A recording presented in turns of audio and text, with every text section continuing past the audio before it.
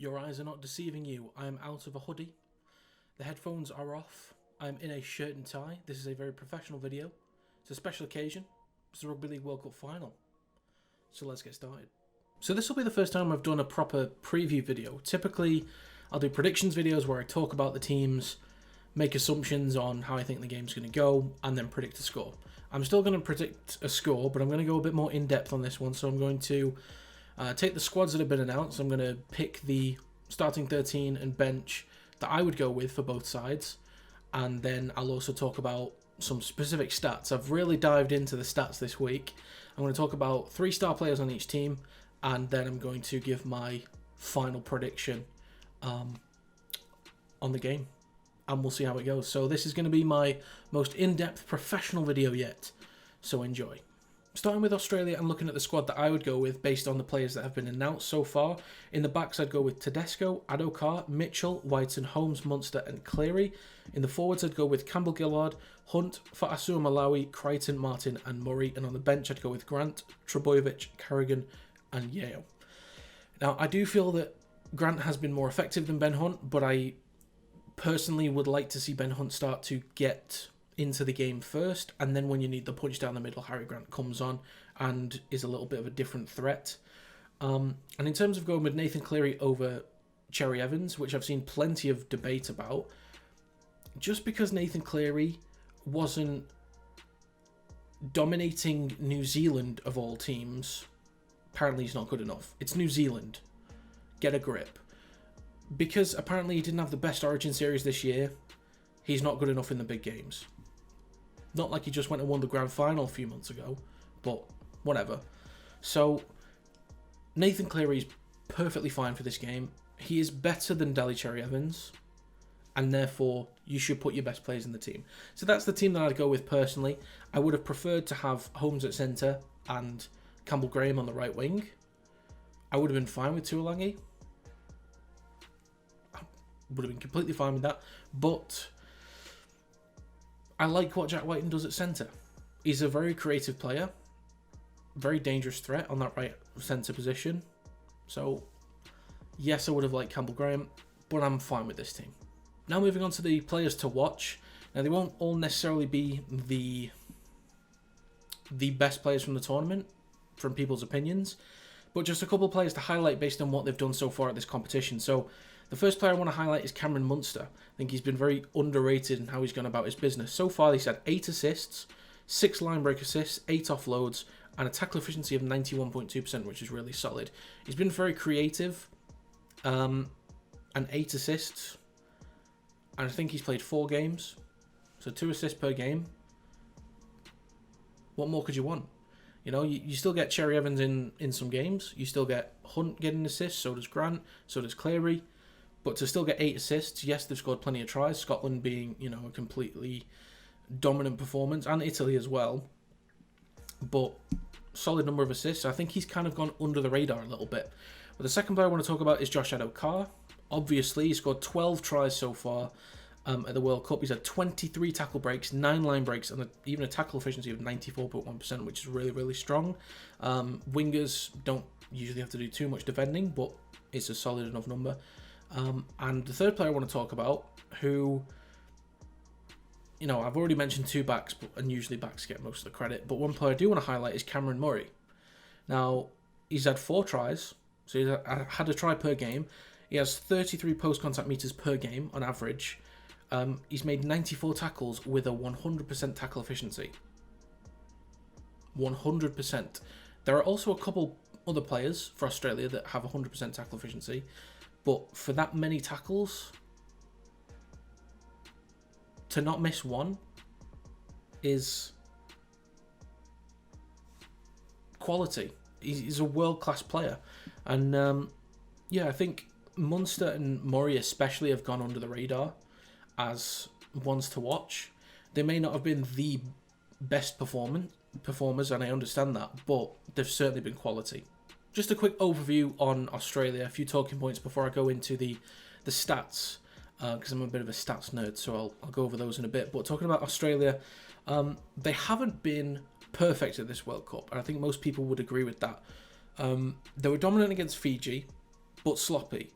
They were dominant against Scotland but had poor completion rate. Same against Italy.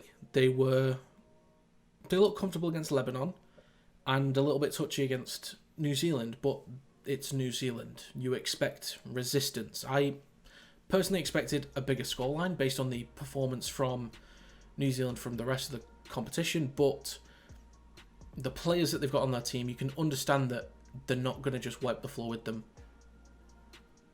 just so easily. And the coaching staff they've got wouldn't allow that to happen either.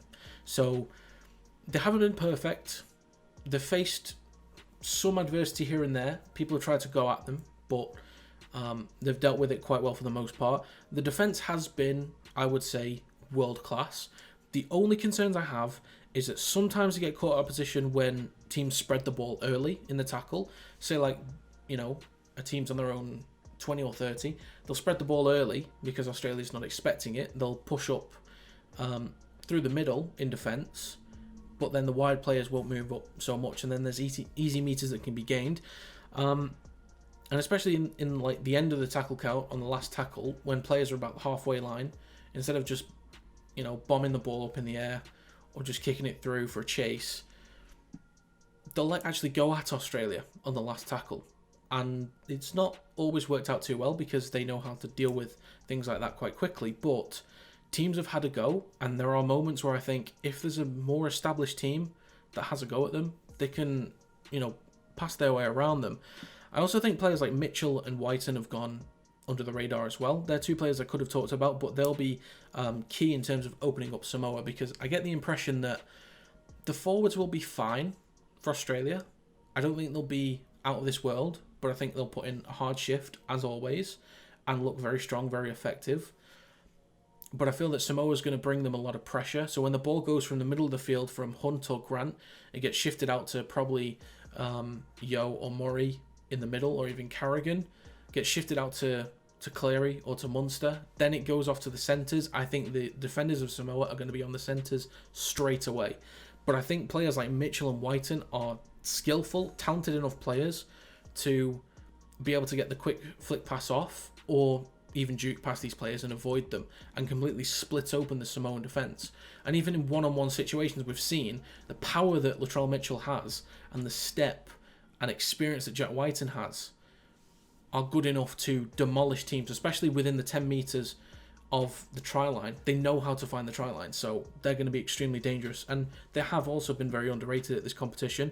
I think players like Tedesco, stats-wise, hasn't been insane. I don't think he scored that many tries or got that many assists. But in terms of meters made and hard work, definitely puts in a good shift. And I think he's going to make Samoa do more work from the kick chases. A little bit like what New Zealand tries to do with Joey Manu, is that he gets just a few extra meters here and there, and he's very athletic, very powerful, very pacey, and just makes you do a little bit more work than you want to, rather than, for example, someone that's of the stature of, let's say, Sam Tompkins or Suali, but shorter. Someone that's a bit easier to just, when they hit the wall, they just come down. But players like Manu and Tedesco especially have a bit more muscle to them, a bit more pace, strength, and skill, athleticism, to make you do extra work, which they don't want to be doing. They've already done the kick chase. They don't want to be doing extra work to bring down Tedesco. So he's going to be important for that reason. A few concerns I have for Australia, just in general for the game, not leading on from what I said about the defensive aspects, but the completion percentage has been quite low. Has not really been as I expected. Now, one reason for that is, and I mentioned this in my New Zealand versus Jamaica match review, typically, when a team is so dominant, they find it really easy to break the line.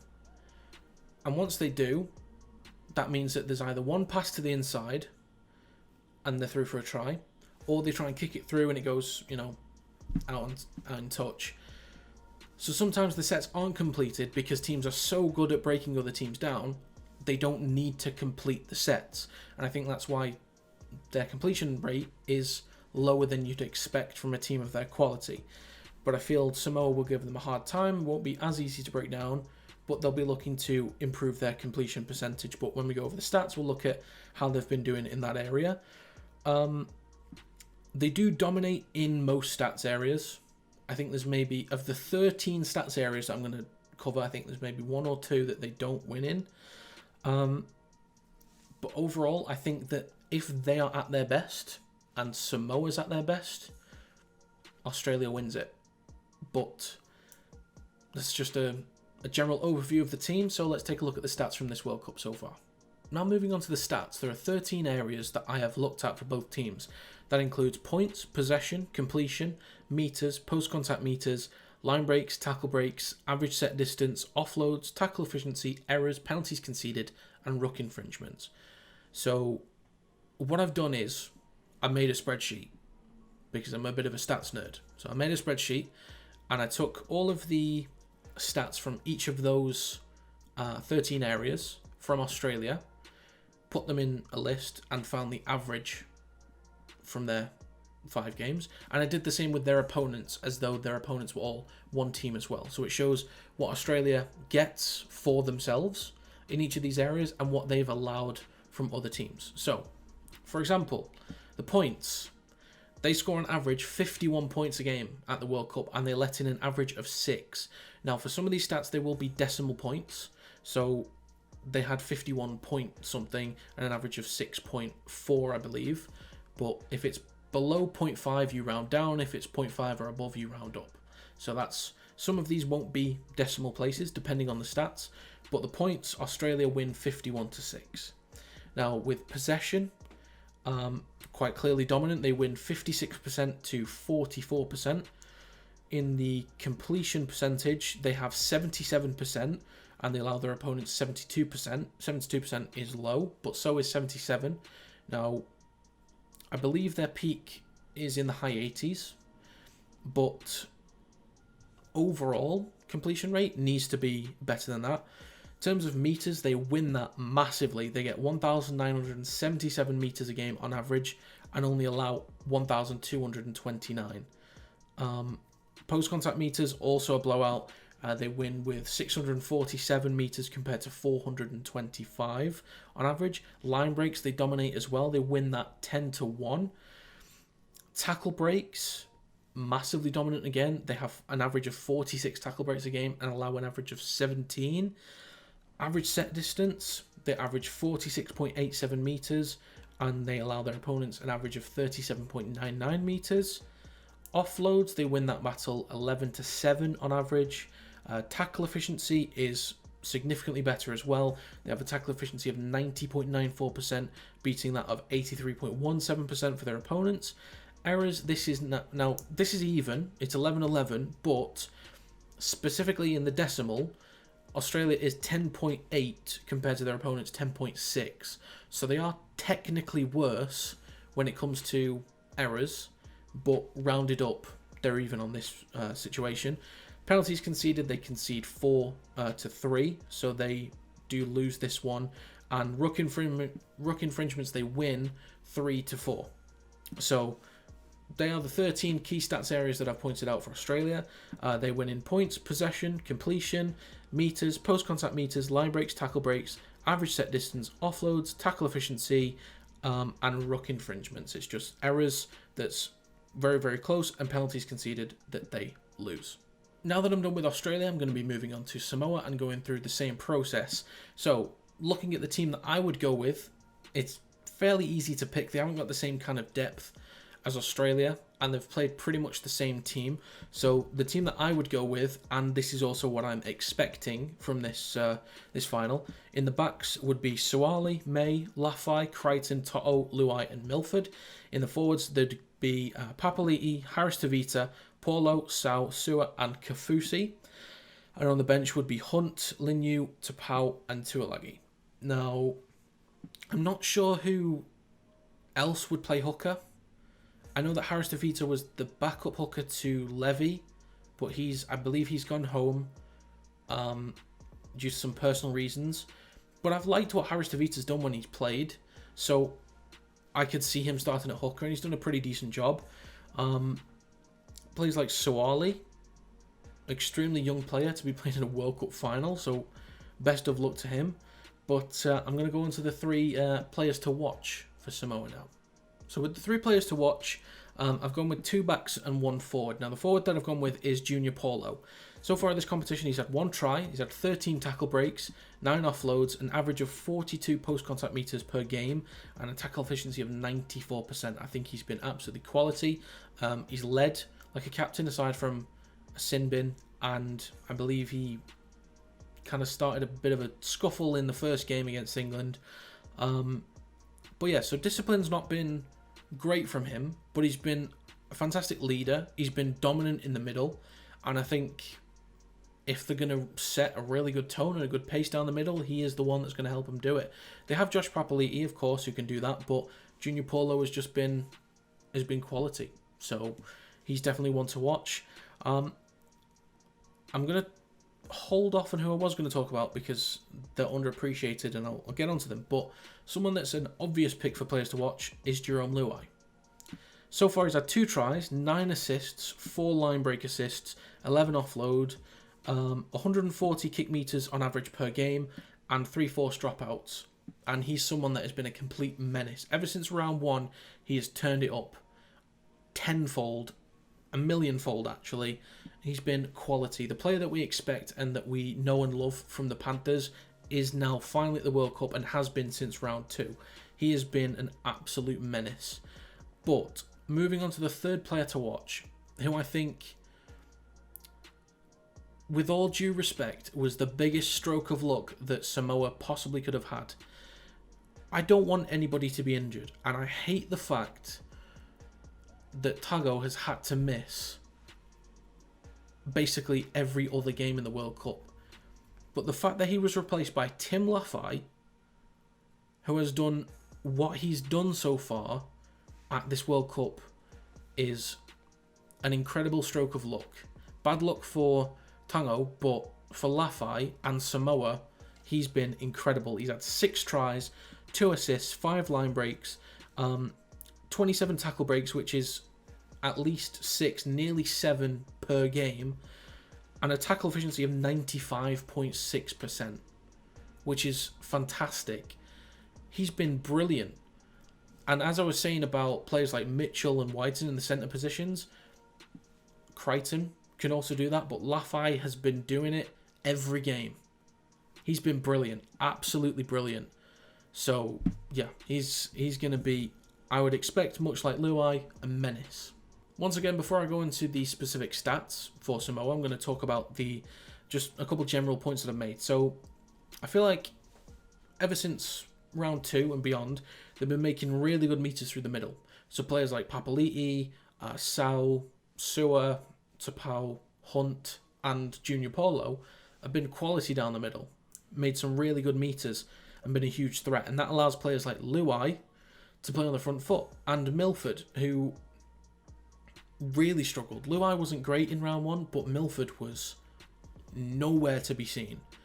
And ever since then, they got their act together, they're dominant through the middle, and Luai and Milford can play exactly how they want to play, as dangerous attacking threats in the halves. And players like Lafai, I talk about this all the time with Samoa, in the off-the-cuff moments that are generated by so much speed and aggression down the middle, they get so many offloads off, it gets to Luai or Milford, and it gets to Crichton or Lafai, the defence is disjointed, and those players just eat that up, and they just break through the line and cause so many issues.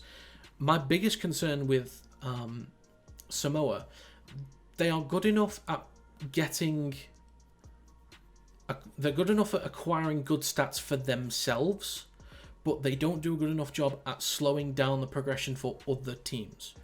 So they get plenty of points, plenty of meters, post-contact meters, good amount of offloads, things like that, but they also allow too many of them as well. So that's my biggest concern for them. So I feel like they can do enough for themselves. It's just, are they going to be strong enough to stop Australia's progress?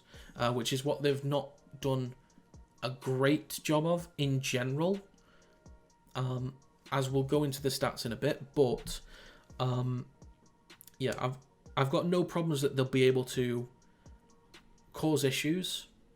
But yeah, they've got to slow down Australia's progress if they want to stay in this game. I feel like they can take risks. One thing that I normally want to preach to teams that aren't perceived as favourites and are the underdogs is to make sure that your completion rate is as high as possible. But there will be moments, given that their strength is the off-the-cuff moments, that they will need to take some risks. They might need to kick early. They might need to go for some 40-20s. Maybe a short kickoff here and there. You know, maybe if they concede first, go for a short kickoff like what Lebanon's done or Jamaica did. Take just a few calculated risks, but don't overdo it. But yeah, just create as much chaos. You know, you get players like Paulo who have had plenty of offloads, get him running down the middle, a few extra post-contact meters, then getting the offload, and then you're on the front foot with the second phase of that play. The ball gets to Luai or to Milford, runs at the line, finds their centres, finds the wingers, creates as much chaos as possible, and those pacey players with good steps can really start to open up the defence. But they will need to cut out the errors and penalties and just make sure they complete as many sets as possible. But as I said, take calculated risks when the opportunity is there. And I guess as professionals, they'll have to kind of decide and feel in the moment, is this right to take a risk? But play smart first, then take risks after. So they'll know what to do. But yeah, so there's just a few general points, so let's go and take a look at the stats for Samoa. So onto the stats for Samoa. In terms of points, they win in that area with an average of 37-22, which is a solid number of points. 37 points per game is really, really strong. But to let in 22 points as an average, the biggest issue with that is from the first round. You know, letting in 60 points. So that number would look a lot better. You could consider that first game as a bit of an outlier because it is so different to how they've been. It's almost not representative, but I don't think you can ignore the fact that the game did happen. That team did allow 60 points. So part of the stats, they've conceded an average of 22 points a game, which isn't terrible, but they're gonna need to cut that out for this game. In terms of possession, they also win in this just about with 51% to 49%. Completion, unfortunately, they lose this massively. They have an average completion rate of 77% and allow their opponents 85%. They're gonna need to step up in this area, definitely. Meters, they are dominant though with 1,913 to 1,524. Huge win there in that area. In the post-contact meters, it's also a huge win as well, 614 to 505. Line breaks, they dominate that, 9 line breaks to 3. 3 times as many. Tackle breaks, they win that with an average of 50 per game and allow an average of 25 per game. They double their opponents. Average set distance, they demolish teams again. They have an average of 53.02 meters per set from all games and allow their opponents 42.14 meters. Offloads, they dominate again, 15 compared to their opponents' 7 on average. Tackle efficiency is a lot stronger as well, 90.2% to their opponents' 80.16. Errors, they do lose 9 to 8. Penalties conceded, they also lose 6 to 4, but ruck infringements, they win 2 to 3. So they are all the stats in those key areas for Samoa. So to look at the expected stats in these 13 areas. Now again, the way that this has been done is I've taken the stats for one team, added them to the stats against another team. So added them together, divided it by 2, and that's the expected stats for one team. And then I've done the same with the other team, and that gives me their expected stats. So it's essentially what points that Australia would allow plus what Samoa get divided by 2 is an expected average between the two. So here we go. Starting with ruck infringements and working our way down to the score, which I'm going to back, by the way. I'm a numbers guy, so I'll back the expected score on this one.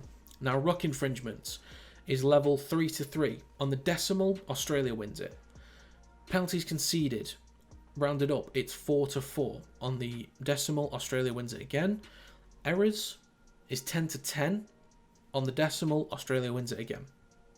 But tackle efficiency, Australia would be expected 85.55%, whereas Samoa is expected 86.69%. So the first stats area that Samoa wins in there. Offloads, Australia is expected 9, Samoa is expected 11. In terms of average set distance, Australia is expected 44.5 metres, Samoa 45.5 metres. Moving on to tackle breaks, Australia with 36, Samoa with 34 expected. Line breaks, Australia expected 6, Samoa 5. Post-contact metres, Australia 576 metres to Samoa's 519. Metres, Australia expected 1,750 to Samoa's 1,571 expected metres.